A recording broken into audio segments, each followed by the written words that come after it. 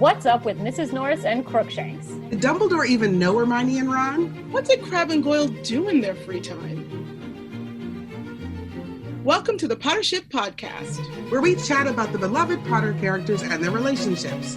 We dissect, speculate, and outright laugh our way through headcanons. So, all aboard! Don't forget, our shows are rated O for of-age wizards. That means if you have to ask your parents' permission for anything, you might want to come back later. If you get to stay, though, remember this show contains spoilers, discussions of alcohol, discussions of sex, and all those other things that you probably need to be of age to hear. Thanks. Hey, everybody, it's Mel, mother to Cantus and Butterbeer. Happy Puff. Very excited director who's about to bring 28 children to the stage and see them be fantastic. And owner of many wands. Who love it. Con and is very sad. I'm sorry, what? I said, and who miss Leaky Condon is very sad. There is that. I know. I was really hoping to see a couple of the other podcasters that I love, but that's okay. Hi, it's TC, your resident Ravenclaw, mother to baby Padfoot and little Lupin, who is not as little anymore. He might be the larger wolf now. So things are looking good. And it's Sam, also a happy puff, and also a Swiftie, currently clowning for Reputation Taylor's version right now. That's fine. It's fine. Everything's fine. I will take a photo of the confused faces. Those are the big things in my life right now. Harry Potter, House of the Dragon, and Taylor Swift.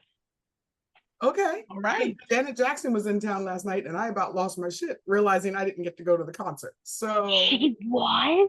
Yeah. Yeah. I have a friend who posted like 10 different clips of her and I was just like, oh, that's sad. Yeah. Oh my God. It's fine. It's totally fine. It's fine.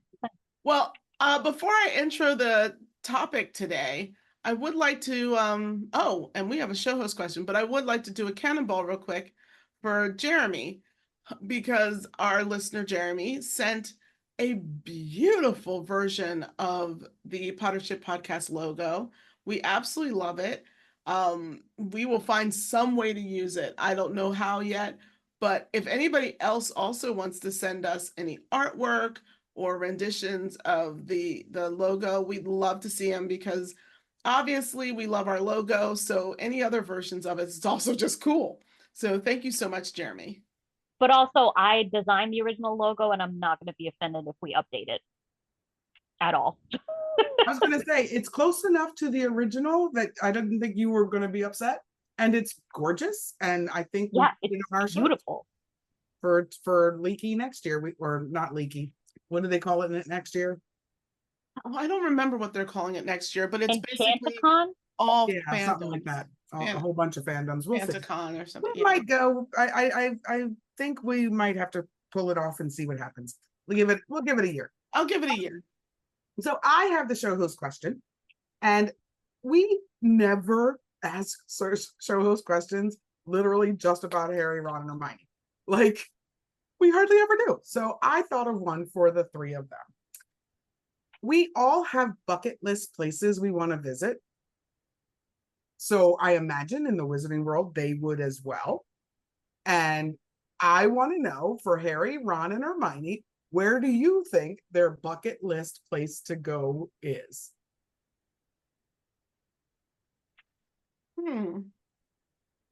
Harry already went to his, so that doesn't count. Oh, I was just thinking, Godric's Hollow. That's less of that's more an emotional attachment and less of like I'm gonna have someone else seeing it. I know. I'm assuming you mean bucket list for vacation? Yes. Okay. See, here's the thing. I feel like Ron's before going there was actually the Shrieking Shack. I think he was fascinated by that concept and really wanted to see it, and Like it just took on another level when he had personal attachments to it. But initially, his brothers probably told him a ton of stories, and he really wanted to go see that. Well, Oh, and that's my question because that's I support that, but what age are we talking about the trio? well, Because I'm that's the sure thing. It's Ron's totally up We to you. can do whatever we want. I okay. know. It's our podcast. Is it? It is. So mine, Wait, what? Yeah, the what front door. I know, don't tell people. My answer for Ron was post graduation, having Mhm. seen a little of the real world and now knowing Hermione as well as he does, and Harry, he wants to see a American football game, the Super Bowl. He doesn't care what it is, he just wants to see it because everyone describes it Quidditch as football on brooms, and he wants to know what this football without brooms would look like. I love it. That's his bucket list trip. I I love it. love And that. Harry helps like get him the tickets and Right? Right? goes with him just to support.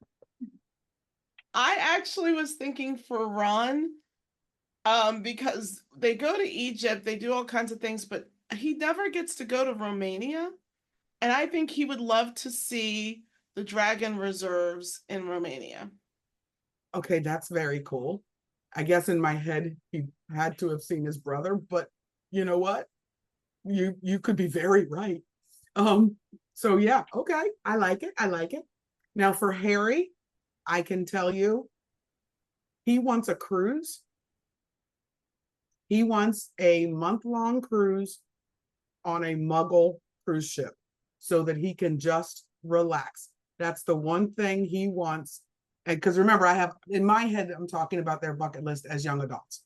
So he Sure. wants to get away from the fame. He wants to get away from the wizarding world. He wants to get away from everything that has been the last 7 years of his life and go on a cruise for at least a month, muggle style. That's kind of sweet. And I never really put thought into the fact that he does have the ability to walk around unknown if he wants to. It's not great, but Yep. if He's he only needs that. he's only Harry Potter in the wizarding world. So Yeah, yeah, yeah, yeah. that was why I put that as his bucket list. I actually was on a Nice. similar plane, but I put him in San Diego or someplace in Southern California at a beach resort. Okay. Oh, okay. Completely just at the beach. It's a very, very different world. It's something that UK kids see all the time on TV and movies and don't really have a concept of. So Yeah. I can see him also fantasizing about that sort of thing. Okay. All right. All right. I like that. I think his bucket list would be doing the Warner Brothers London tour of the Harry Potter set. Okay. So you think he Just knows to see there's what a they got series right and about him? wrong. Just, You think he just knows see. there's a series about him? Yes, Okay. That's hilarious. I love because it. he's real, but we just don't know because we're unfortunately muggles. So, I'm with you. I'm with you. Okay. Now Hermione was harder for me. oh my God, she was so easy for me. Go ahead, go ahead, go ahead. No, tell me yours because I'm still thinking about it. I Library of Alexandria Oh, damn. Yeah. because there's definitely a magical component to it that we're not aware of. You're not wrong. Yeah. I was on a similar plane. And this is fully geeking myself out, okay? In the last or next to last episode of Star Trek Discovery, they transformed a very special, unique library at the University of Toronto for the show. It is the Thomas Fisher Rare Book Library. It is where all the rare books are. It is stunningly beautiful. Wow. And it's not someplace a lot of people just get to go. I think Yeah. Hermione would. I'm going to go with Peter Pants. That is the PC way of saying that. To have the opportunity to go to this library, You as get very would excited. I want to go, and Toronto is not that far. I can make it happen. All right. So you two went very different than where my brain was going. Where did you go? Where did you go? Skydiving. What the fuck? He wants to do something daring. Remember, it's a bucket list item. That's where my brain kept going. It's not necessarily something that is going to happen, although it could. But she fantasizes about being daring because she doesn't like flying. She does she'll get on a broom when she has to, but it's not her thing. And she wants to like either skydive or parasail, like something fun and athletic and daring. She will probably never achieve this bucket list item, but it's the one that's in the back of her brain. First of all, I love that for her. Okay. I would not have gone there because I always think of bucket lists as something that is achievable if you have It's some achievable dot, for dot, her. dot. She could, if she got brave enough. I was thinking money, but sure, bravery helps. And actually, because of her Gryffindor-ness, I can see where you got it from. I mean, skydiving's not that expensive. I mean, people we know do it. So I wasn't thinking the money. I was just thinking that like, especially she's theoretically working towards being the minister for magic at this point. yeah, but see, here's where my brain is too. 135. He has spent her entire adolescence being an adult.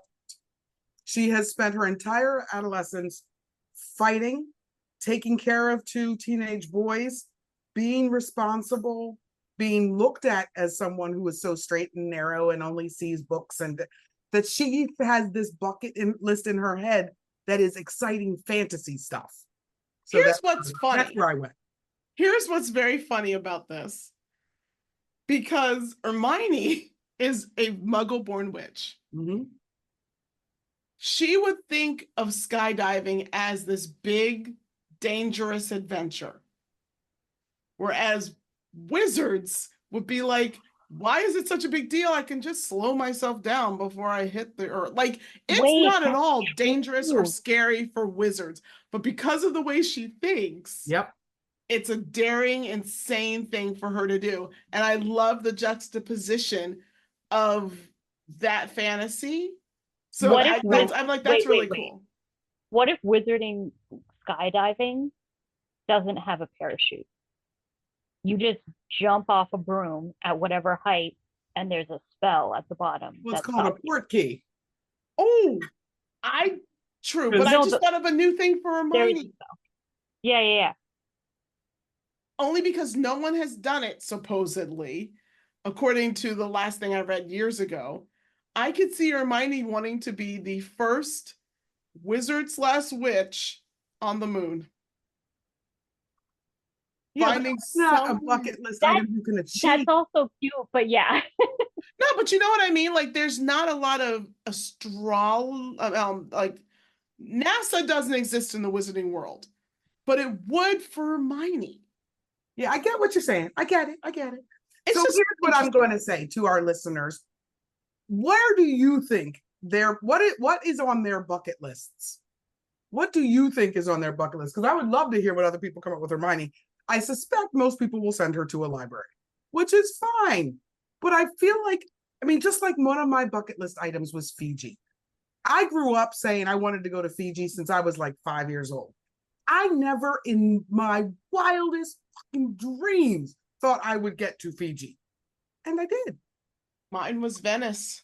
And hers, right? So when I say bucket list, I think of those things that you figure, yeah, let me go ahead and put it in the bucket. It ain't never happening. And that's why I think for her, it would be something daring. Because she can get to the Library of Alexandria. She can apparate. Fair enough. All right, well, you didn't need to put mine down, but... No, I didn't mean that like yours specifically. TC's too. I know. No, she put down all of us library folk. It wasn't all... I love you all. All of you library people, I love you. I want to know from our listeners, where else might she want to go? The Library of Beauty and the Beast. No, I'm just kidding. There you go. Can I just tell you, I fantasized about the Beauty and the Beast library for most of my college years. Like, well, I think I honestly thought that would just be the best way to get engaged. I would marry any man who opened up that library for me. You're not anyway.